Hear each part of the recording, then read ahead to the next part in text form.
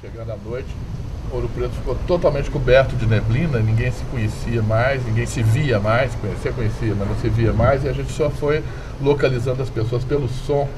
Eu não sei se você se lembra disso, a gente começava, alguém gritava numa esquina o nome de Álvaro, ô Zé Adolfo, ô fulano, não sei o quê, e a gente ia se encaminhando, né, por essa neblina, que foi uma coisa fantástica. Então eu acho que essa neblina para mim é muito significativa na questão da memória afetiva do Festival de Inverno. Cada um tem um pedaço dessa neblina aí, mesmo que não tenha vivido a neblina, porque essa memória é muito longa, são 40 anos de festival, muitas vezes a gente tem isso apenas dentro do afetivo, né? E o factual pode ser um pouco diferente.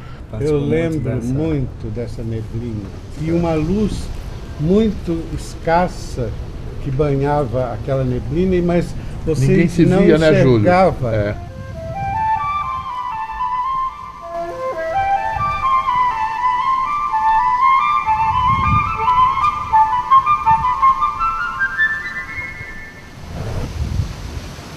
Em 1967, no início do ano letivo, eu já era professor de cinema na escola.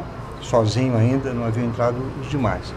E estávamos lá uma tarde, quando o professor Haroldo Matos chega, eufórico, dizendo, olha, eu estou vindo da Fundação de Educação Artística, conversei com o Berenice, vamos fazer um festival em Ouro Preto. E vai se chamar Festival de Inverno. Eu queria lembrar o primeiro dia, em 67, do Festival de Inverno. O que aconteceu? Foi a abertura do festival e, em seguida, nas escadarias da Igreja do Carmo, o espetáculo... Me falhou o nome do espetáculo. O Escorial. O Escorial. O Escorial, eu até falei isso hoje com você. O Escorial de Del de Rota foi o primeiro momento cultural que aconteceu no Festival de Inverno e foi um espetáculo comovente. O Festival de Inverno de 67 começou para mim com uma ida ao Rio de Janeiro, onde no Museu de Arte Moderna eu encontrei um amigo já de anos anteriores, Cosme Alves Neto, e expus para ele a ideia e disse, olha, nós temos aqui cópias raras e únicas na Cinemateca. E aí fizemos aí uma retrospectiva, para resumir, do expressionismo alemão e uma coisa absolutamente nova, que era Le Cinéma Vérité, o cinema verdade do Canadá e de outros países.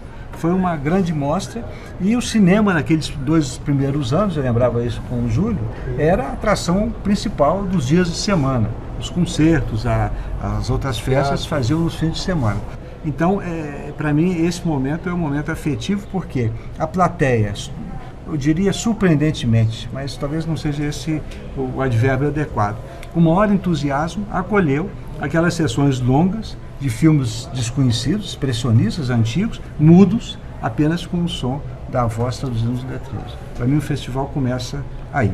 Então, o festival inteiro se encontrava nas sessões de cinema, era um negócio fabuloso, não só pelos filmes, era pelos filmes obviamente, mas pelo aquele encontro, né, de todo mundo ali emocionado com uma determinada coisa e de uma possibilidade, né, de contato com coisas que a gente não tinha condição, na época, nenhuma de ter esse contato. Né? E as conversas prosseguiam aí pelos bares adentro e nas neblinas da vida. Né? Com ou sem neblina? Com ou sem neblina. Com neblina era mais...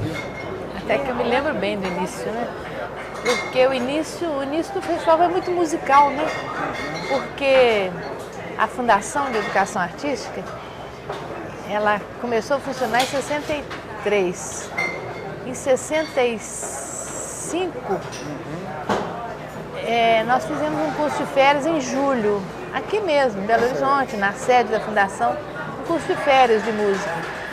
E foi um sucesso muito grande. A gente começou a pensar que podia ampliar isso, fazer disso um festival no interior. Em 66 ainda fizemos um outro curso de férias aí. Então, aí falando em festival no interior, a ideia de Ouro Preto surgiu, né, facilmente. Então foram cursos assim, de música e artes plásticas, alguns espetáculos, houve um espetáculo de teatro na escadaria da Igreja do Carmo, muito bonito, né? Houve umas atividades sobre o barroco, assim, um pouco integradoras, né, essas atividades. lançamento da revista Barroco, concurso, alguns filmes, né? Houve, o Barro parece que promoveu a exibição de alguns filmes, e concertos, né?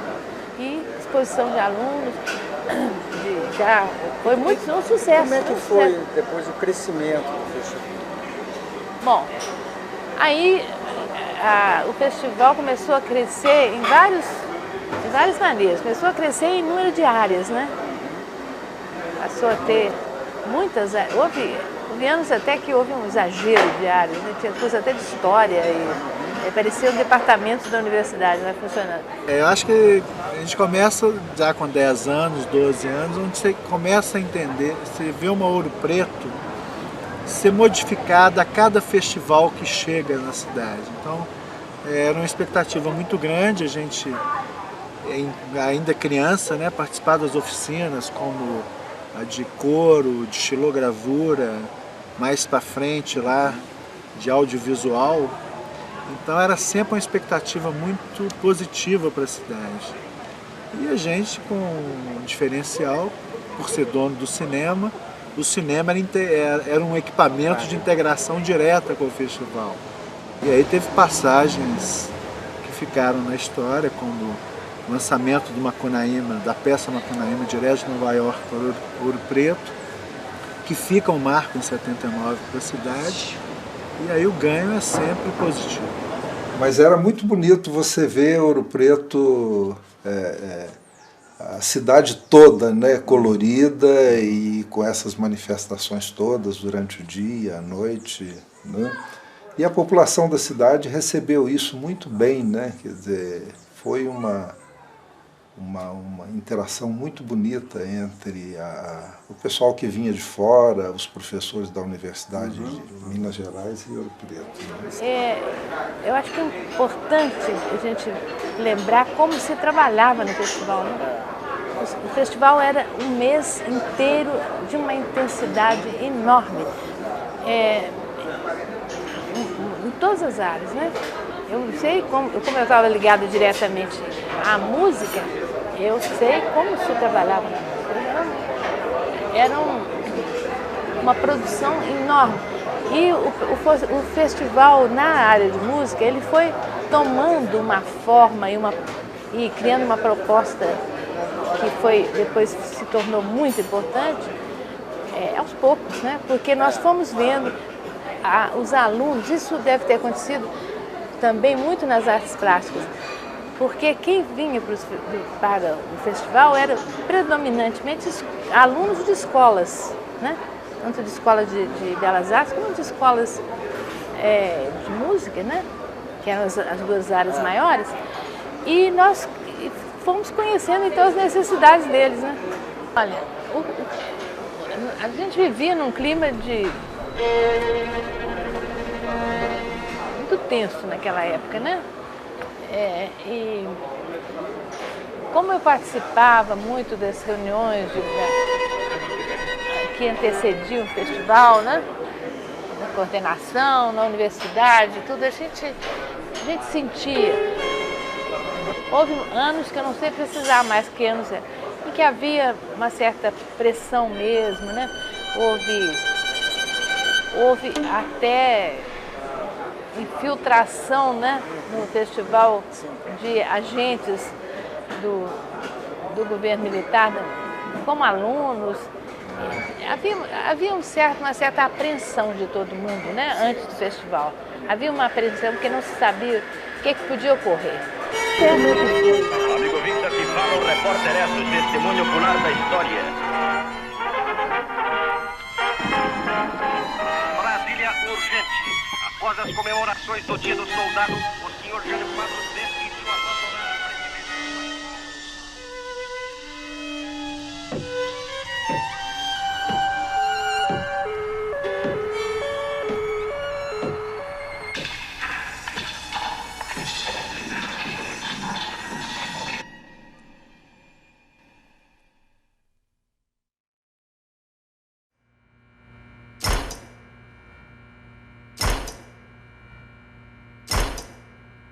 em que a gente sabia que o Festival de Inverno ia começar a partir de dois sinais. não era propriamente o mês de julho, não. Era o dia em que a gente via Júlio Varela atravessando a Praça Tiradentes, esse era um indicador, e o outro era a chegada do camburão do DOPS. O camburão chegava, parava na Praça Tiradentes e se instalava lá durante todo o mês de julho, né? Então foi um período complicado.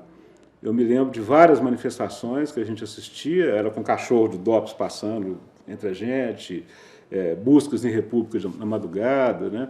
Foi uma coisa muito interessante, que se por um lado fechava, né, por outro lado abria, né? Quer dizer, a expectativa de dar uma resposta àquilo, né, era uma coisa que nos estimulava muito, né? Acho que boa parte da criação brasileira daquela época é expressiva porque foi alguma coisa no sentido, no movimento da resistência, né? Bom, vocês que trabalharam a coordenação nessa época, teve alguma coisa específica de problemas? Como é que o festival conseguiu ser feito nessa época? Olha, eu me lembro de um episódio, eu não era ainda da coordenação geral, mas era responsável por uma área. Então, um grupo, eu lembro o Fábio Moura, acho que o Júlio Varela também, nós fomos chamados para uma sessão com a Polícia Civil. E essa sessão foi uma aula sobre o uso de drogas. Então, a pessoa policial... Para reconhecer o drogado. Mostrou a maconha, acendeu o cigarro, que todo mundo cheirasse, etc., para que a gente passaram para vocês? Não, assim? Mas ninguém fumou. Mas... Eu até já vi até um filme, eu já vi um filme desse jeito. Esse não. Para que a gente, então, os ajudasse a controlar esse uso abusivo de drogas. Quer dizer, havia... Mas isso já era mais ou menos 68, 69, 70? Não, 70 e poucos. Então... É o episódio, naturalmente, a nossa posição era o contrário. A gente, quando via um caso, procurava ajudar a pessoa e chamar a atenção, mas eu fui chamado, eu lembro pelo menos 2 vezes, não sei exatamente que ano, talvez quando já fosse coordenador, para descer até a delegacia e tirar uma pessoa. Olha, esse aqui está declarando que é aluno do festival. Nós o encontramos aí numa boemia, etc. É aluno mesmo? Então a gente tinha que dar esse testemunho. Quer dizer, havia essa repressão.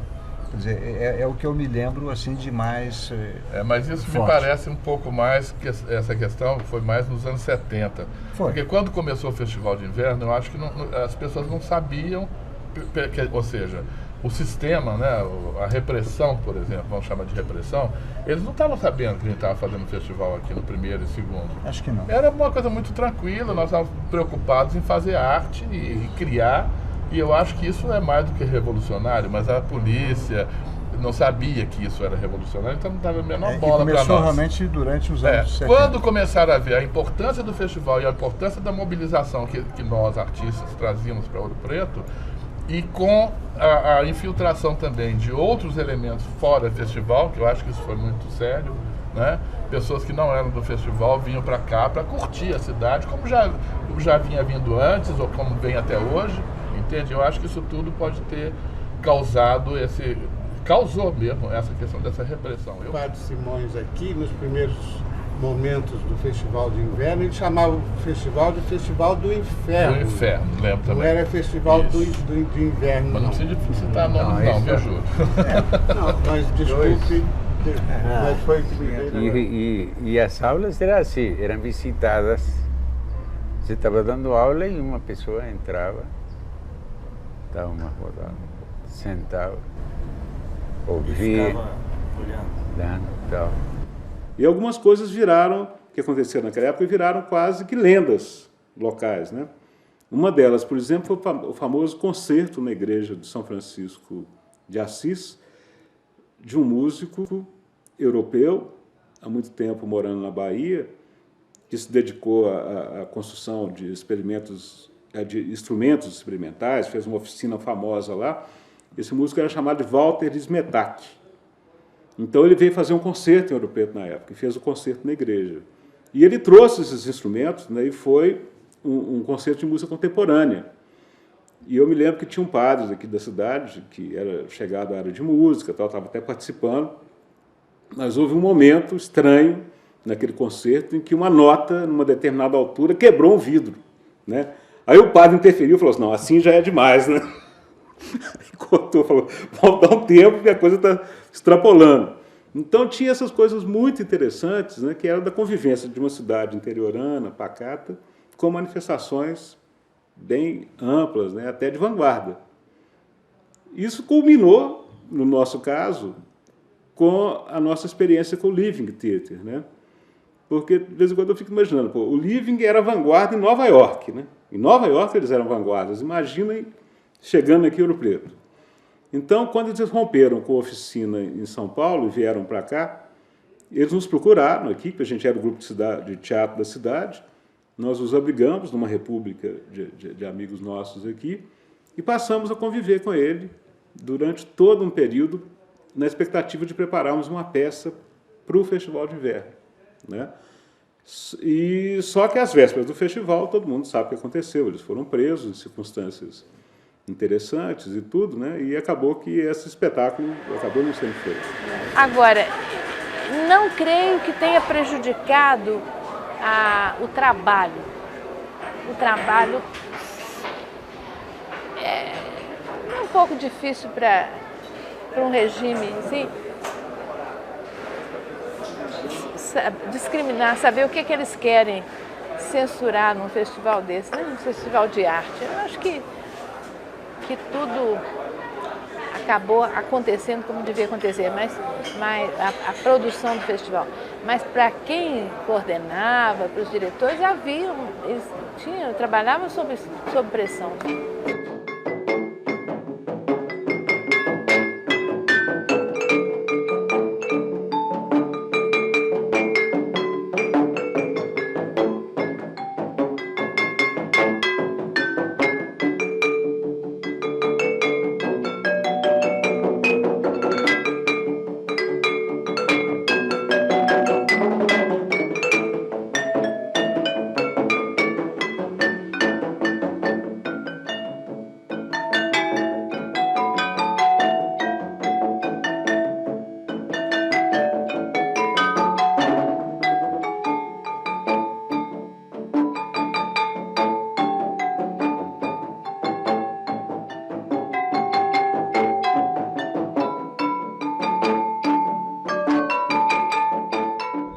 Acho que o festival foi o pai, foi a mãe de grupos como o Corpo, que nasceu dentro do Festival de Inverno, porque Marilena Martins, que era a coordenadora da área de dança do festival, teve a ideia, e ela ministrava o curso, trazia alunos dela do Grupo Transforma para aprimorar aqui. Desde 70, 69, 70, ela foi coordenadora. Acho que foi 72, 71, 72. Não, foi antes. Foi antes? É. Eu não lembro. Eu lembro que Marilene, a partir de 69 ou 70, ela foi convidada para vir. E ela foi comigo de Fusca para Buenos Aires para trazer Oscar Arraes para dar curso aqui, que ela tinha ouvido falar que ele era genial. Pois não é que nós fomos a Buenos Aires, no Teatro San Martín, e trouxemos o Arraes em 73 para cá. No mesmo Fusca, não? Não. Senão ia matar o Arraes, não chegaria aqui. O Fusca tinha, eu acho, umas 20 pessoas dentro do Fusca. Não, eram 5 dentro do Fusca. Que bela viagem. Uma belíssima viagem. Foi assim um sonho. Vocês não podem imaginar, se eu contar isso, dá um livro. E foi aí que então houve o encontro do Arraes com os Pederneiras, os com o grupo irmãos. Transforma, que eles eram do Transforma. Foi, com o Transforma. Então, o Corpo nasceu através de uma ideia de buscar um grande coreógrafo para vir para cá, para dar curso aqui, e em 75, no Palácio das Artes, se inaugurava o Maria Maria com o grupo Corpo, com a coreografia do Arraes. Eu participei dos festivais de inverno no início da década de 70. Essa época a gente estava começando a vislumbrar essa carreira, na verdade, sem saber muito bem para onde ir, para onde sair. E essa participação no Festival de Inverno meio que esclareceu um pouco. Foi aí, inclusive, que começou a tomar forma com mais força a ideia de se criar o Grupo Corpo.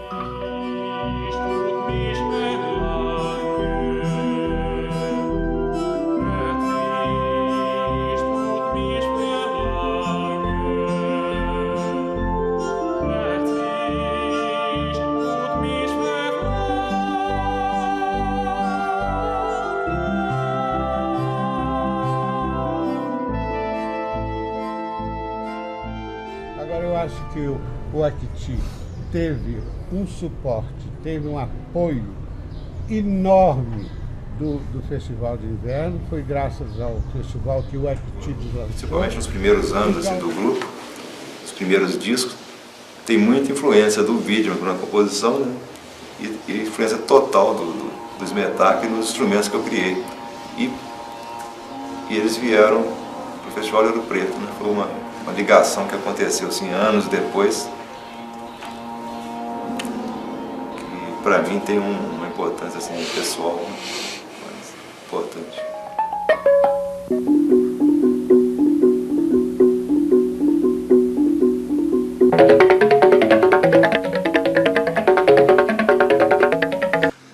Uma vez a gente precisou assim a gente entrou numas assim que queria tocar uns pratos e uns gongos dentro da água, que muda bastante o som, faz um efeito musical assim diferente. Então aí a gente precisou lá, eu cheguei para ele e falei: olha, Júlio, eu estou precisando de um caldeirão, mas enorme, para fazer comida para 500 pessoas, um caldeirão de exército assim. Ele me arrumou um caldeirão enorme, assim, desse tamanhão, assim, com uma tampa enorme. Aí eu até falei: não, a tampa não vai precisar, não. Vai precisar só do caldeirão. Aí enchemos aquilo de água para tocar um gongo lá dentro, assim.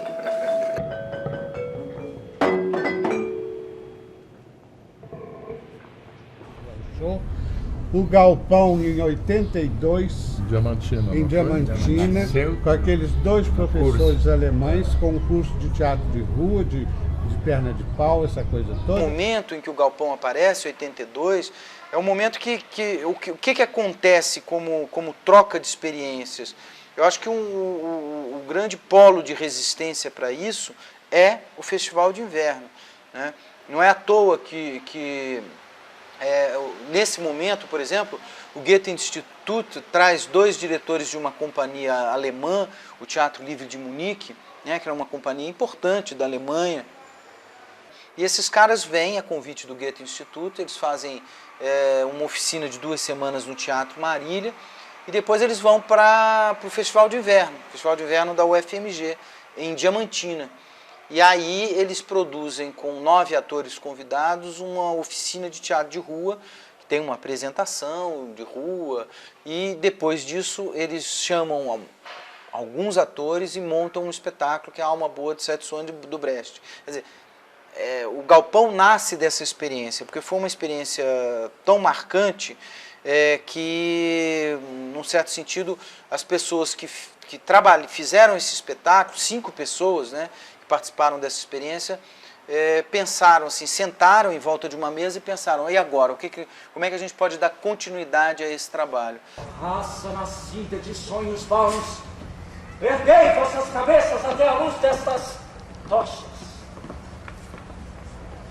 Ó fogo, derretei as máscaras destes homens e colocai em suas almas o teatro e os seus personagens.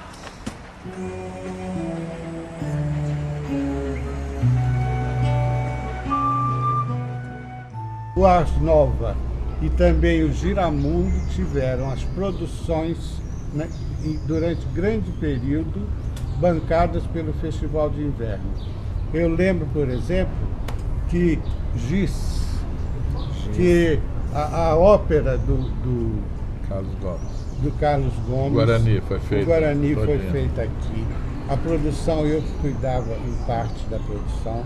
E também o espetáculo. Cobra Honorato não foi daqui, não. Foi daqui, não foi do festival, não. Cobra Honorato foi especialmente da universidade. Aqui foi Dom Quixote. Aqui foi Dom Quixote. Não era Dom Quixote, não. Chama El Retábulo de Maestro Pedro. Que foi exatamente o assunto central do nosso filme, 10 anos do festival.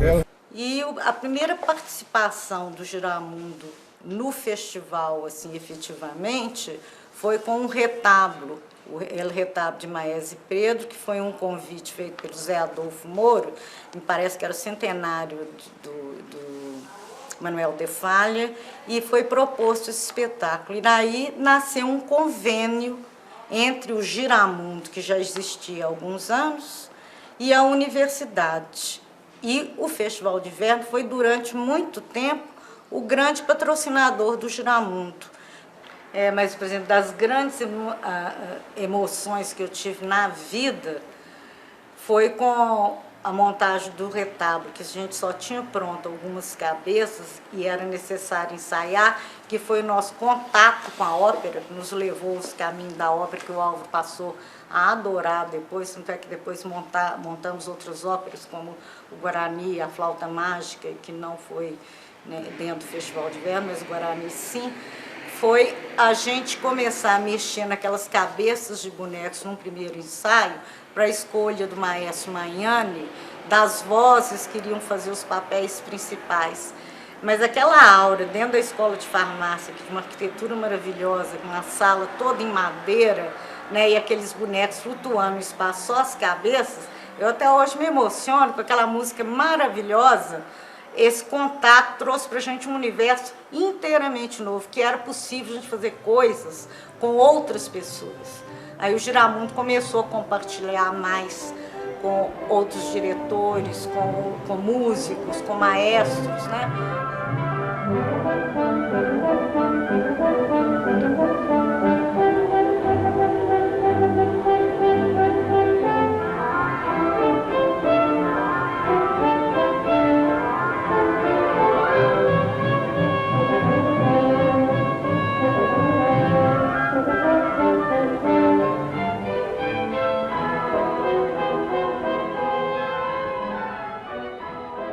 A gente lembra do festival com momentos muito intensos para a nossa juventude, para a nossa vida, né? Realmente, o frio de Ouro Preto, aquele aconchego, o ar impregnado de conhaque, né? De certo modo, né? Aquela coisa, né? As pedras lá, o frio, enfim. O festival, além de nutrir a gente de arte, da experiência artística, nos envolvia nesse clima sedutor dos encontros, da vida depois do trabalho, nos bares, enfim. Isso foi muito bom. E sendo um festival um sucesso, um trabalho e tal, por que em 79 ele sai de Ouro Preto? A meu ver, em 79, o que aconteceu foi que o festival estava com um público muito grande, muito aluno, ainda mais quando se divulgou muito que vinha Macunaíma e tal, embora tenha sido mais no final do festival, mas o grave foi o seguinte: a universidade daqui nunca tinha feito um vestibular no mês de julho. Então abriram inscrições e perto de 6.000 inscritos vieram para fazer o vestibular, que no período de 8 a 12, a 15, mais ou menos a 14. Com o passar dos anos, o festival começou a ficar muito famoso, atrair muita gente para curtir só o ambiente do festival de Ouro Preto, né? Então chegou uma época que aquela praça ali ficava completamente tomada de gente à noite. Sem infraestrutura nenhuma. A praça ficava tomada de gente e todo mundo tomado de pinga, jogando garrafa para cima no meio da noite. Né, também, a comida acabava. Água. O morador de Ouro Preto chegava na padaria, olhava assim e não conseguia nem entrar. Se ele conseguisse entrar, ele chegava lá e falava assim: acabou o pão. Tudo inflacionado, então, né? O pãozinho. Cada um com preço, né? Não tem pão, o meu pãozinho. Foi quando a cidade começou a se sentir meio invadida, né? Coisa que não se pode dizer que prejudicou o festival. Eu acho que se modificou, sem dúvida. Por exemplo, quando nós fomos para Diamantina, né? Diamantina é uma cidade tão pequenininha, tão especial, tão diferente.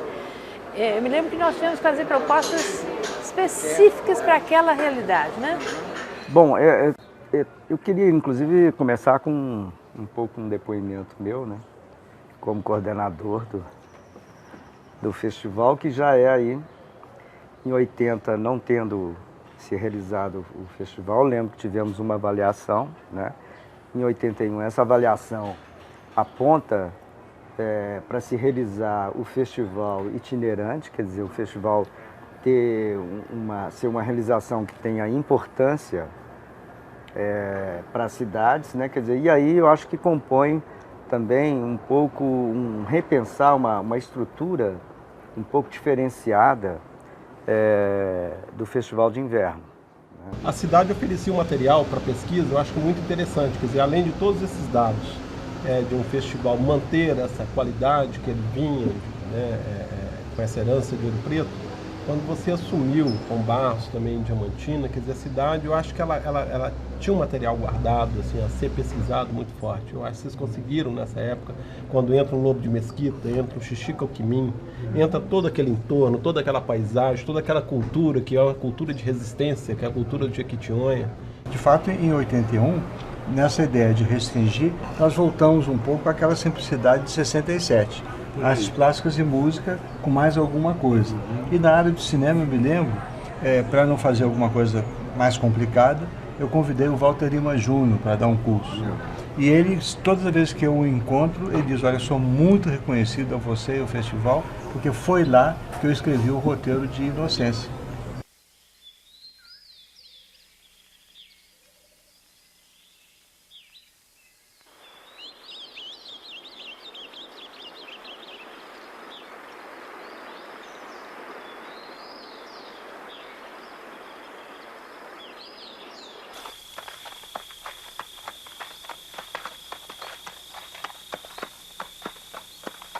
Já em 82, o festival começou de novo a tomar um formato de crescimento.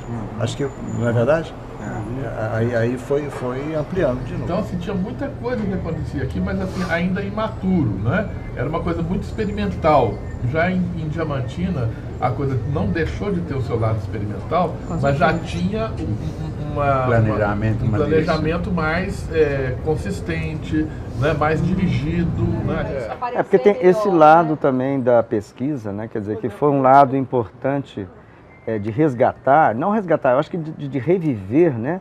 Processos em Diamantina que estavam esquecidos. Né? Mas eu acho que você tem razão. É mais fácil, Diamantina foi mais fácil para a gente trabalhar isso, porque ainda era um terreno ainda não muito explorado, talvez, não muito explorado. Antes de passar, porque aí vai terminar essa fase, eu quero me referir muito rapidamente ao Festival Mirim, que foi uma das grandes... Eu estava pensando exatamente nisso. Bom, não podemos deixar de falar. Deixar de falar. Eu vou dar só um recorte, você dá o outro. Nesse trabalho, num dos anos, não sei se 79 ou 78, houve então um encontro de professoras da região que tiveram uma formação, assim, uma discussão das artes através de filmes sobre arte, sobre Picasso, sobre Gauguin, etc, e um compromisso de preparar um filme no final desse processo.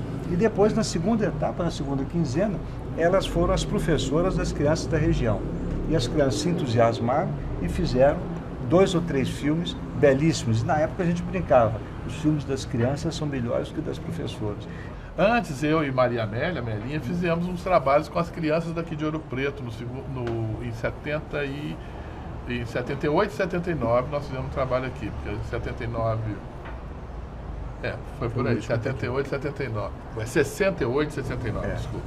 E esses movimentos que estavam tendo pelo Brasil todo, em termos de associações, né, e de seminários, etc. e tal, em Diamantina, então, com o Manifesto Diamantina, isso fica claro até hoje. Quer dizer, quando você pega, onde quer que seja, a história do ensino de arte no Brasil, dos movimentos de arte e educação, o Manifesto Diamantina é um marco, realmente. E eu acho que uma coisa interessante era essa do entrosamento, né? Quando o Rufo fala, a gente fazia a ópera, a opereta, mas ali tinha a parte de teatro, tinha a parte de artes plásticas, tinha tudo. Porque mesmo sendo professora de determinada oficina, a gente transitava, né, de uma maneira muito tranquila, né? Além das noites, lógico, né, que a gente se encontrava, e aí as produções eram outras, né? Mas eram coletivas, eram outras porque eram coletivas, né? A gente ficava, eu lembro, passava às vezes as noites ou fazendo o boletim marginal, né, do festival, né, que cada ano tinha um nome, ou imprimindo camisetas, ou trabalhando com as professoras em alguma coisa.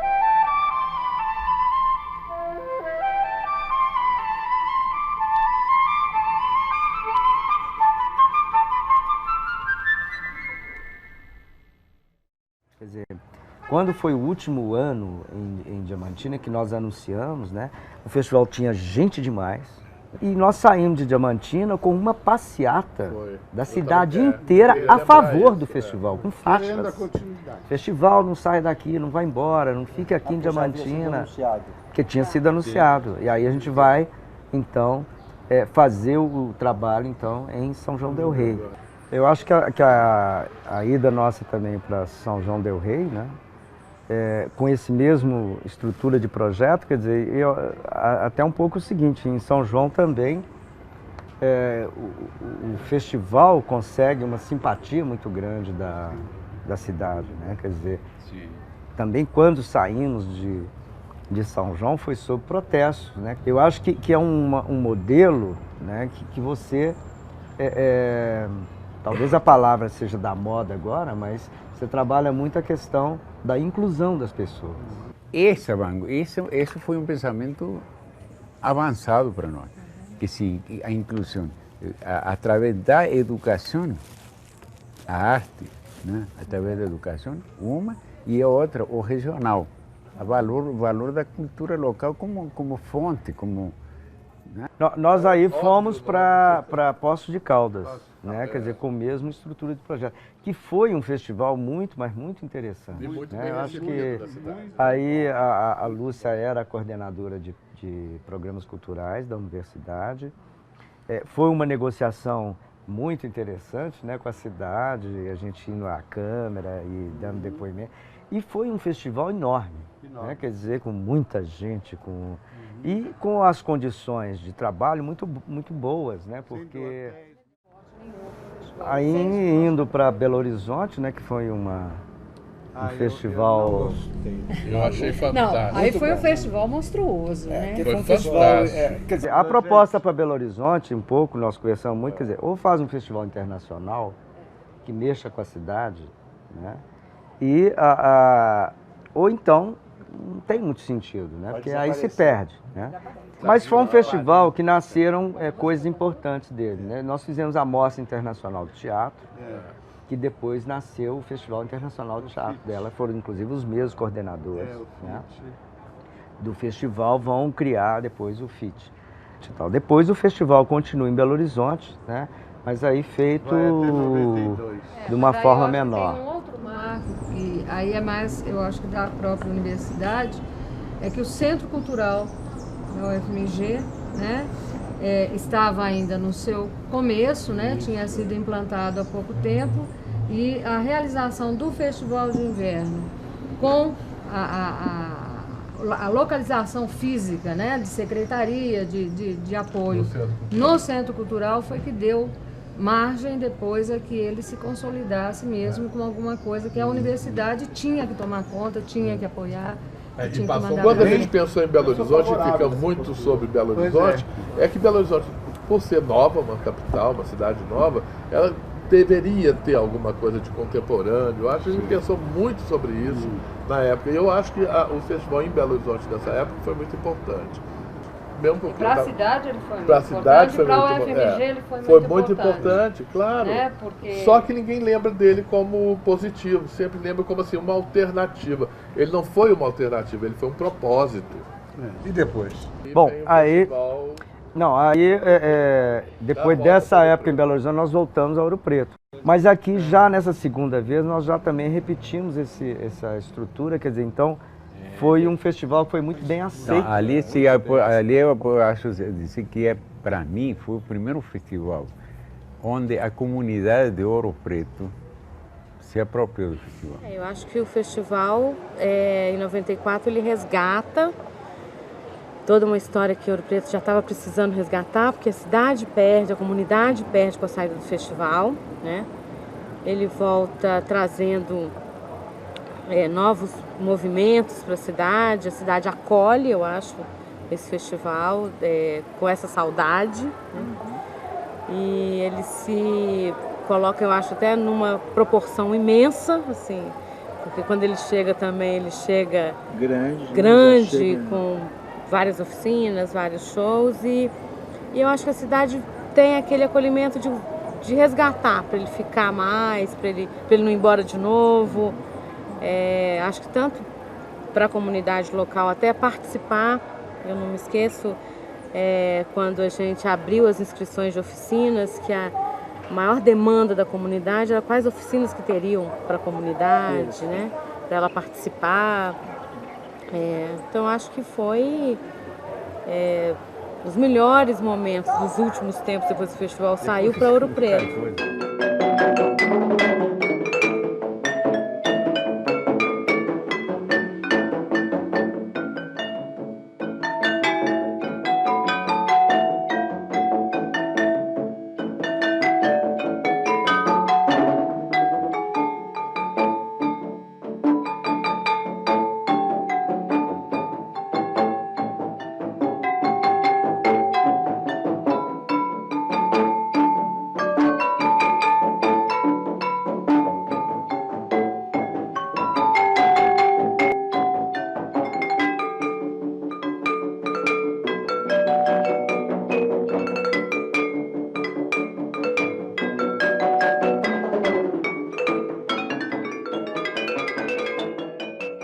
Bom, aí nós temos o festival, né, saindo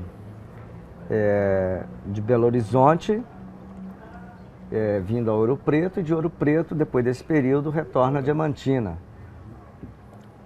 Eu acho que o Fabrício, você podia falar um pouco para nós depois de 2000, desse retorno a Diamantina do festival. Exatamente isso. O festival começa a apresentar os mesmos problemas anterior. Quando ele fica um determinado tempo numa cidade, começa a surgir uma demanda muito grande e essa cidade começa a suportar essa grande demanda, esse grande fluxo de público e vira um problema. Quer dizer, a gente tem problemas políticos, temos problemas de suporte para esse público e o festival ficou inviável em Ouro Preto a partir de 99. A universidade deixou de aportar recursos por necessidade, por dificuldades na própria universidade, com outras questões, e apoia integralmente o festival no que se refere à infraestrutura. Uma grande máquina é montada em função do Festival de Inverno, é o grande projeto cultural da universidade, um dos grandes, e aí foi feita uma reunião e uma decisão, então, através de votação, que o festival fosse levado para Diamantina. E houve a necessidade, então, de repensar o festival. Eu acho que a grande fórmula de sucesso do festival durante esses 40 anos é exatamente isso. É esse frescor, essa capacidade de renovar sempre. Eu acho que a questão de Diamantina ser a porta de entrada, como você disse, para o sertão, a porta de entrada do Vale de Jequitinhonha, com toda essa cultura, também é muito importante. Então, de fazer esse elo de uma arte de vanguarda e de uma arte regional e fazer a ligação, o embrincamento dessas áreas, buscando conhecimento, uma nova modalidade de expressão, uma nova possibilidade de a gente expressar artisticamente, essa é a proposta do festival que foi para Diamantina em 2000 e permanece lá até hoje.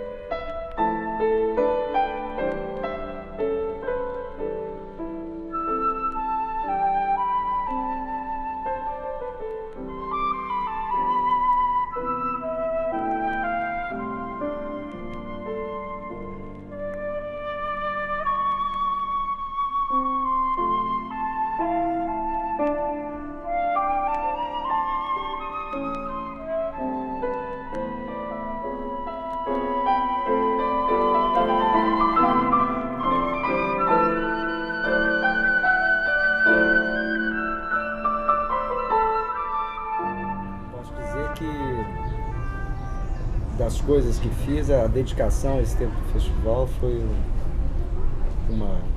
um trabalho que eu me arrependo nem um pouco, que eu acho que justamente porque é esse trabalho que tem um lado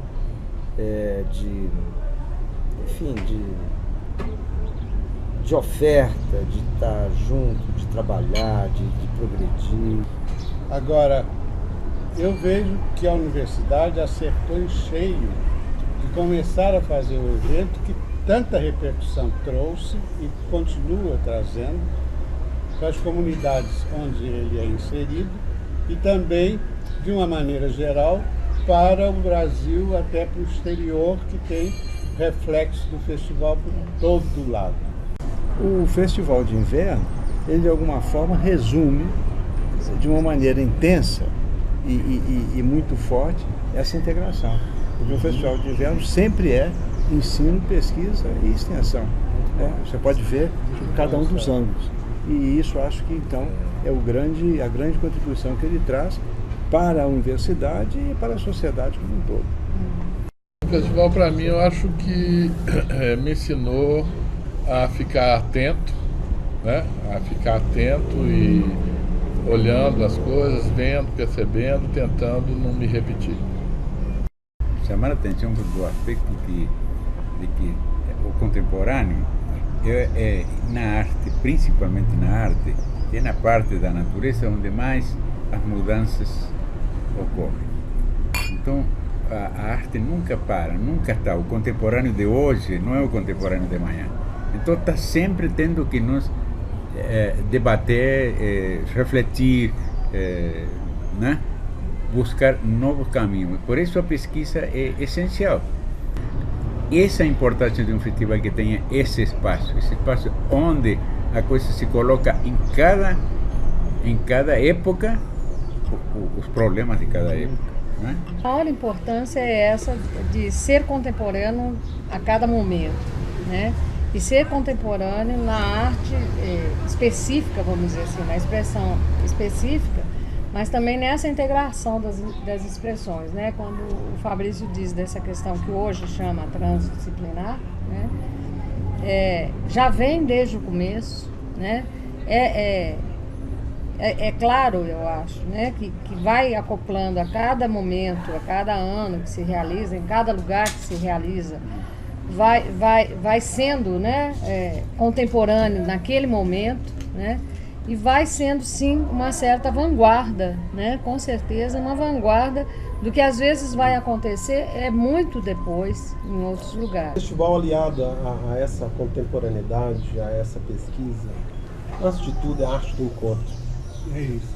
Eu acho que a possibilidade do encontro, a possibilidade de a gente trocar as experiências e a partir dessas experiências trocadas, novos valores são agregados, novas propostas acontecem. E a formação de milhares de pessoas durante esses 40 anos que tiveram suas vidas completamente mudadas. E eu me cito entre essas vidas a partir do Festival de Inverno. Quer dizer, a importância está nessa capacidade transformadora, nessa capacidade catalisadora de processo que o festival, nessa intensidade, 2 a 4 semanas que vem acontecendo, transforma as vidas das pessoas, transforma, formando novos artistas, novos grupos, e novas propostas conceituais e formas de pensar a vida. Muito obrigado a vocês e até outra.